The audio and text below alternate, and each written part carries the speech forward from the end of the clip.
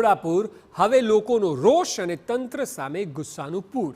સોસાયટીઓમાં રાજકીય નેતાઓ અને કાર્યકર્તાઓએ પ્રવેશ કરવો નહીં। ચૂંટણી સમયે જોવા મળતા પોસ્ટર આજકાલ વડોદરામાં ખૂબ જોવા મળી રહ્યા છે।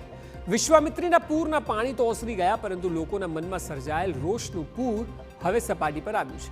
શહેરના આકોટા વિસ્તારની સોસાયટીના લોકોએ રાજકીય પક્ષોના નેતાઓને નો એન્ટ્રીના પોસ્ટર મારીને પોતાનો ગુસ્સો વ્યક્ત કર્યો। આ એ જ લોકો છે જેઓ વિશ્વામિત્રીના પૂરનો એકલા હાથે સામનો કર્યો। આ એ લોકો છે કે જેઓએ પોતાની જીવનભરની કમાણી પોતાની નજર સમક્ષ ડૂબતા જોઈ છે। સ્વાભાવિક છે કે ગુસ્સો તો નીકળવાનો છે।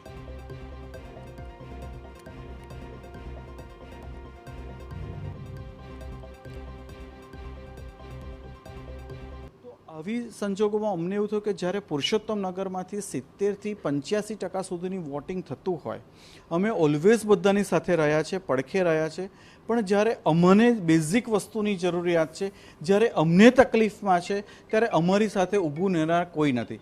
એટલા માટે આ એક રોષ છે અને જેના માટે અમે લોકોએ આ બેનર માર્યું છે કે પ્લીઝ અમને લોકોને અમારા હાલ પર છોડી દો, અમે અમારી રીતે સર્વાઈવ થઈશું। જોકે આ મામલે પ્રભારી મંત્રી હર્ષ સંઘવીને પૂછવામાં આવ્યું તો તેઓએ કહ્યું કે સરકારી જવાબ આપ્યો અને કહ્યું કે જેના પર વિશ્વાસ હોય તેમના સામે જ રોષ નીકળે।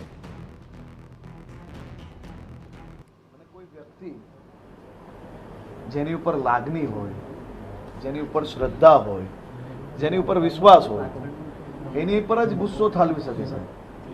એની ફરિયાદ એને જ કહી શકે।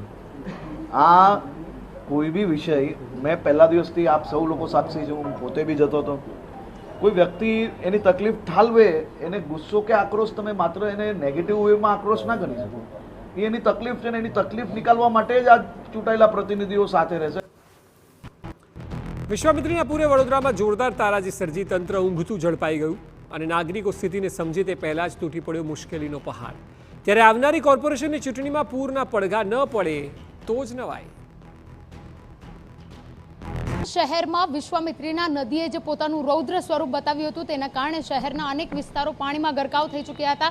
આ પાણીમાં જે ગરકાવ થયેલા જે વિસ્તારો છે, તે વિસ્તારની અંદર અકોટાની જે પુરુષોત્તમ નગર સોસાયટી છે તેનો પણ સમાવેશ થાય છે અને આ સોસાયટીની અંદર જે રાજકારણીઓ છે, જે સમયે પાણી ભરાયેલા હતા તે સમયે કોઈ નહીં આવતા અને હવે જ્યારે રાહત કામગીરી દરમિયાન વાવાઈ લૂંટવા આવતા હોય તેવો આક્ષેપ સાથે જ્યારે સોસાયટીના સ્થાનિકો છે તેઓ દ્વારા વિરોધ કરવામાં આવી રહ્યો છે। બીજી તરફ જો વાત કરીએ, પુરુષોત્તમ નગર સોસાયટીના સ્થાનિકોએ સોસાયટીમાં કોઈ પણ રાજકારણીય પાર્ટીના નેતા અને કાર્યકર્તાઓએ પ્રવેશ કરવો નહીં, આ પ્રકારના બોર્ડ મારવાનો વારો આવ્યો છે। કારણ કે જે પ્રકારે વડોદરાની પરિસ્થિતિ થઈ હતી, જેના કારણે લોકો મુશ્કેલીમાં મુકાયા હતા, આ તમામ બાબતોને લઈને હજુ પણ વડોદરાના નગરજનોમાં રોષ જોવા મળી રહ્યો છે।